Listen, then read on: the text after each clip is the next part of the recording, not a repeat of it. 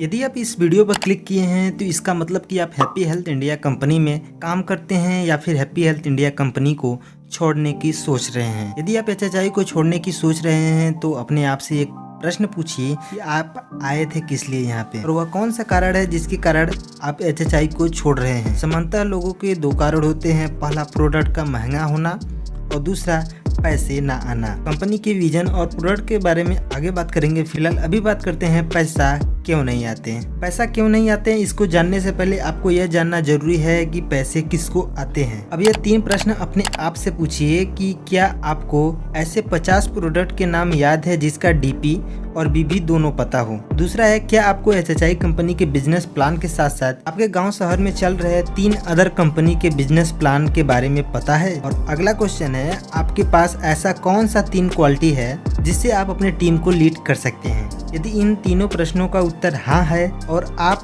रोज plan दिखाते हैं और फिर भी आपको रिजल्ट नहीं आ रहा है तो आप बिल्कुल एचएचआई को छोड़ सकते हैं। लेकिन इन तीनों प्रश्नों में से किसी भी एक प्रश्न का जवाब नहीं है तो मेरे दोस्त आपको अभी बहुत कुछ सीखने की ज़रूरत है। और एक बात बताइए, आप कहीं पर जाते हैं 10 या 12 हज़ार के जॉब के लिए तो उसमें आपको कितना कुछ सीखना पड़ता है। तो आप यहाँ पर कैसे उम्मीद लगा सकते हैं कि यहाँ पर आप बिना कुछ सीखे पैसे कमा सकते हैं। इसलिए मेरे दोस्त, यदि आपको एचएचआई से पैसा कमाना है, एचएचआई से अच्छा पैसा कमाना है तो आपको सीखना तो पड़ेगा।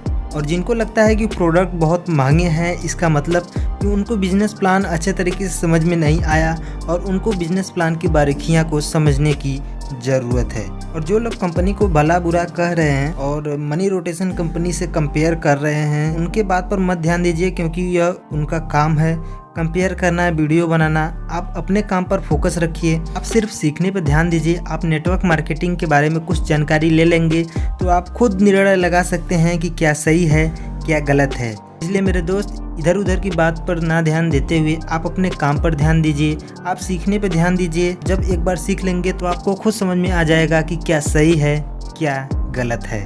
और एक बंदे ने तो हद कर दिया, किसी दूसरे टीम में किसी दूसरे जगह पर एक बंदे ने प्रोडक्ट को अलग तरीके से कुछ स्कैम तरीके से प्रमोट कर रहा है। तो इसको पता नहीं क्या प्रॉब्लम हुआ कि इस एचएचआई कंपनी को ही भला बुरा कहने लगा और उसको पता नहीं क्या प्रॉब्लम हुआ कि यूट्यूब पर वह वीडियो बना करके कुछ उल्टा फुल्टा बोलने लगा पवन सर को और बोल रहा है कि एचएचआई कंपनी खराब है और उसे छोड़ दिया। मैं उनसे बोल रहा हूँ कि यदि आप इतने छोटे छोटे बात को लेकर के आप परेशान होंगे तो आप इतने छोटे से बात के लिए आप किसी भी कंपनी में चले जाइए, हर किसी न किसी कंपनी में इस तरीके का प्रॉब्लम आपको मिलेगा ही मिलेगा। आप चाहे जितना भी हिंदुस्तान की किसी भी कंपनी में चले जाइए, आपको छोटे मोटे प्रॉब्लम आपको मिलते ही रहेंगे। कोई प्योर कंपनी नहीं मिलेगी जिसमें किसी भी प्रकार का दिक्कत ना हो।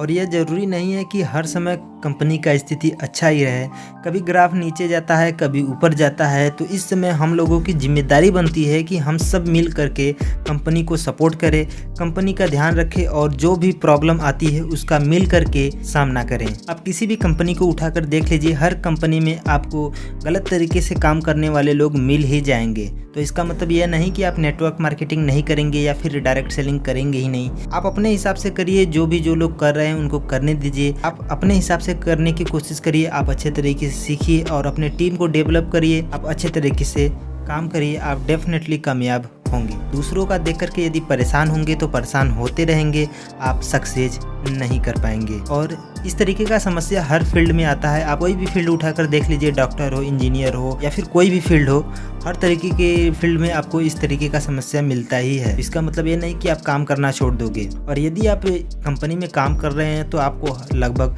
हर चीज़ पता होना चाहिए कंपनी के बारे में। कंपनी का बिजनेस प्लान क्या है, कंपनी का प्रोफाइल क्या है, कंपनी में प्रोडक्ट कितने हैं। कम से कम आपको 50 से 60 प्रोडक्ट के नाम याद होने चाहिए, उसका प्राइस याद होना चाहिए, उसका डिस्काउंट प्राइस याद होना चाहिए, उसका बिजनेस वैल्यू कितना मिल रहा है, यह सब याद होना चाहिए। ताकि आप जब भी मार्केट में जाएं, आप बिजनेस प्लान दिखाएं तो जो भी सामने वाला बंदा आपको मिले आप उससे अच्छे तरीके से बात कर पाएँ, अच्छे तरीके से प्रोडक्ट के प्राइस के बारे में बता पाएँ। तभी आप सक्सेस हो पाएंगे, तभी आप जिसको बिजनेस प्लान दिखा रहे हैं वह आपके साथ काम करने के लिए तैयार होगा।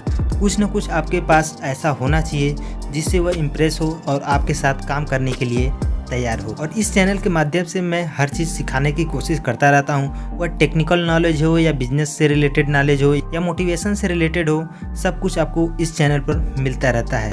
फिलहाल यदि आप हैप्पी हेल्थ इंडिया कंपनी के बिजनेस प्लान के बारे में नहीं जानते हैं तो लेफ्ट वाली वीडियो पर क्लिक करके आप प्लान के बारे में अच्छे तरीके से समझ लीजिए। उसमें मैंने हर चीज़ का अच्छे तरीके से एक्सप्लेन करके बताया है कि जो वीकली प्लान होता है, मंथली प्लान होता है, वह किस तरीके से काम करता है। और यदि आप प्रोफाइल के बारे में नहीं जानते हैं तो राइट वाली वीडियो पर क्लिक करके आप HHI के प्रोफाइल के बारे में जान सकते हैं। मिलते हैं अगली वीडियो में। जय हिंद, जय भारत।